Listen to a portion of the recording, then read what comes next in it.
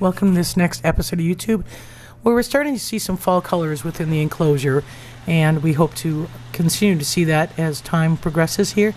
The Wolf Center, working for Wolves Crew a few years ago, did plant some vines along the shared fence line of the retired or the exhibit pack and the pack holding area, and those are finally really starting to take, where they're kind of overtaking the fence, creating a nice backdrop. One thing I was asked was during recently was to expand a little bit more on our fire evacuation plan, and it's really a multi-stage plan, and it's based upon the type of fire that we're encountering. If we are in fact encountering a running fire, which is meaning a surface ground fire, we will draw the wolves into the holding area to keep them in a relatively smaller area, and then we can use just hose lays to be able to again address a surface fire. We have a fire hydrant right on site, and so that allows for a direct water source. The other thing that we will do is, if it is a crown fire, meaning it's a fire that's a running fire, we have evacuation crates for each particular wolf. They would require immobilization to be able to immobilize them, crate them for a period of time. Crown fires tend to run pretty quickly, and keep them lightly sedated in the crates until we felt that the area was safe. And because it is such a wooded enclosure, we would obviously have to do a very sound check to make sure that the fences were secure prior to coming back in. If by chance something was compromised, fence or building, we would then work with partner facilities to be able to hold the wolves for a period of time in another facility, in another enclosure area, until we can get the exhibit back up and running. But the nice thing about having 3 enclosures now with Grizzer's new area, the pack holding area, and retirement is that we would be able to try to maintain animals on to site during any construction to the new area. It is most likely that the large enclosure would have the most tree damage. We do maintain an 8-foot wide fire break, and that's not only wood debris is cleared from that, but it's actually mowed. So it's a very good management system to be able to reduce fires. So we feel pretty confident about it. And again, there's no fire risk now. The fire is maybe 20 miles from here in the wilderness area, and these cooler days and wetter temperatures, or wetter conditions and cooler temperatures, have created the ability for the Forest Service to get a little bit of containment there. Still picking up some smells, and that's what you're seeing here with Aden and Denali. Lots of plane activity in the last couple of days, and as they try to suppress that fire, we're going to see more plane activity. That keeps the wolves fairly stimulated. They do watch the planes as they come over, and sometimes the planes come over fairly low, and the noise is something that they kind of key in on. Not anxiety, just curiosity. And Grizzer, here in Grizzer's enclosure, we are seeing again a lot of fall colors as well, but he does not have as much maple, which is creating the red coloration. So he's got more aspen and some of the hazelbrush that's actually still quite green, and not really seeing some too much change of color in his enclosure. He does spend a lot of time at the den, and we do are happy to report that at least the webcams are still working at this given time. We had a bad router that we did hire the local technology company to come in and replace the router, and we think we've isolated the problem, and hopefully that'll keep going on a consistent basis now that we've replaced the router.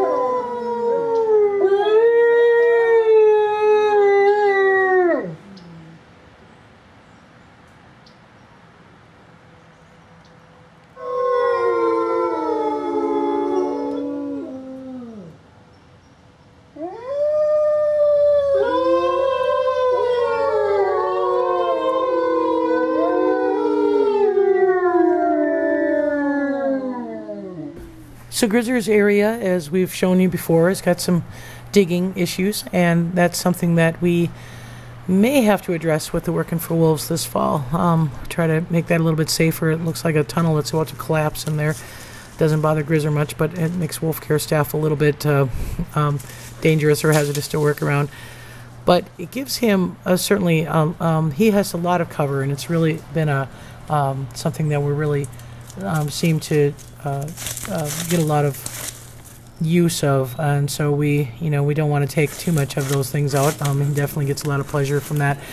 So here again is that kind of racing around behavior that he likes to do back and forth between the enclosures.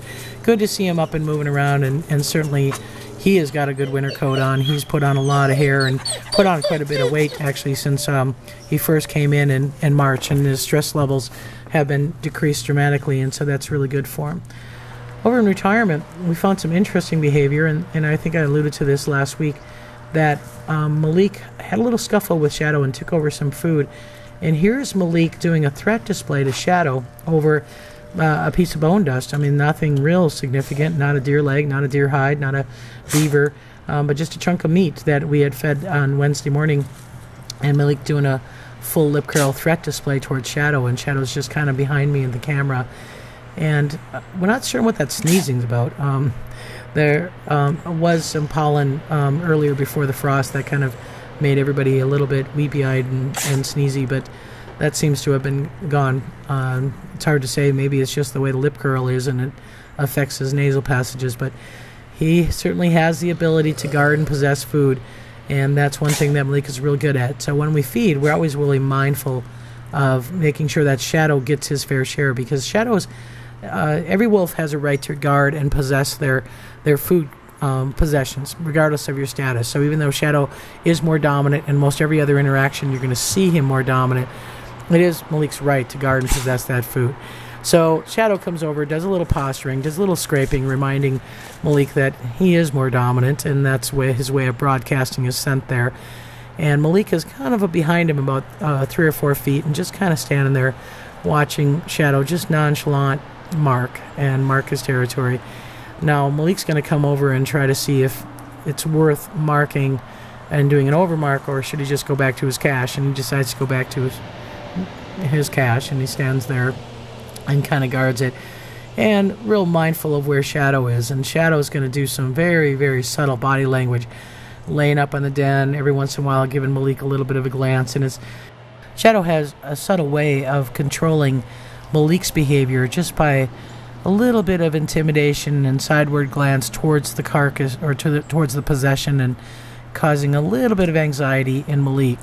And again, it's an interesting use of body language, and certainly something that we see communicating between these two individuals is a lot of eye contact, a lot of posturing, and certainly ways to be able to express dominance without doing any real physical interaction. So we saw this go on for at least 30 minutes, where Malik would lay next to his carcass, or next to his, again, it's just a piece of meat, it's not a carcass, next to his possession, and Shadow just confidently stood on top of the den and just kind of waited his turn, and every once in a while would be distracted and get down from the den, and Malik would get up and maneuver around and then come back to his possession. So these are behaviors that, again, would be inherent for a wolf to be able to guard its possession and be able to have that right, regardless of status, to be able to guard that possession. So certainly interesting to watch these two. Again, they are always teaching us something about wolf behavior and wolf interaction. So one of the other things about Shadow, he has this classic way of laying on the den, cross-legged. Not very many wolves do that. Aiden does that as well. Kind of an interesting relaxation posture there. Makes for great photographs and real dynamic opportunities to photograph him. And again, you can see him kind of give that sideward glance over towards Malik. Malik gets up, starts to reposition, and then lays back down again, guarding that carcass. And as I said, this went on for 30-35 minutes easily. I don't know what eventually happened to that little piece of meat. For all I know, the ravens ate it. That's one of the things that we do see going on, is that the ravens will oftentimes clear up leftover meat that's not being consumed by the wolves. But I thought it was an interesting little piece of footage there. So the other thing is Oscar. Oscar's been joining in pack activities from a distance. Here he is with his bone. Aiden's inside the enclosure eating a bone, and Oscar brings it over and kind of lays it by the panel, and then chooses to bring it to the camera operator before he settles in to chew on it.